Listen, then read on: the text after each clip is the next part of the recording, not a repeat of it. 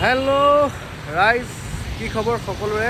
খুব ধুনীয়া বতৰ, অলপ বৰষুণ দিছে আৰু মই আছোঁ এতিয়া এখন বশিষ্ঠ মন্দিৰৰ ব্ৰিজখন, ফ্লাইঅভাৰখন, সেই ফ্লাইঅভাৰখনৰ ওপৰত মই এতিয়া আছোঁ আৰু মোৰ এটা বস্তু দেখি ভিডিঅ'টো বনালোঁ।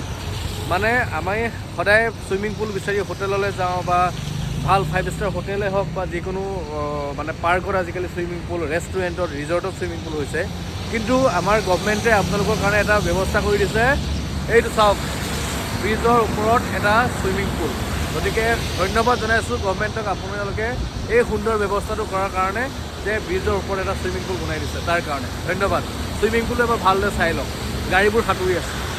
আপোনালোকে খানাপাৰাৰ পৰা জালুকবাৰী দিশে আহক বা জালুকবাৰীৰ পৰা খানাপাৰা দিশে আহক, মুঠতে এই চুইমিং পুলটো বৰষুণ দিলে প্ৰায় দেখা পোৱা যায় আৰু মই প্ৰায় দেখা পাওঁ। আৰু আজি মই জালুকবাৰীৰ পৰা নহয়, খানাপাৰাৰ পৰা জালুকবাৰী দিশে আহি আছিলোঁ আৰু আহি থাকোঁতে দেখা পালোঁ যে আকৌ চুইমিং পুল সদৃশ সেই পৰিৱেশটো হৈ আছে। গতিকে আপোনালোককো দেখাওঁ বুলি মই ভাবিলোঁ, যিহেতু চৰকাৰে এনেকুৱা এটা ব্যৱস্থা কৰিছে, গতিকে আপোনালোকে এনজয় কৰক। আপোনালোকে যদি গাড়ীখন ভাবে ধুবলগীয়া আছে, বৰষুণ দিলে আপোনালোকে ধুনীয়াকৈ খানাপাৰাৰ পৰা জালুকবাৰীৰ ফালে আহি গ'লেই এই পৰিৱেশটো দেখা পাই যাব।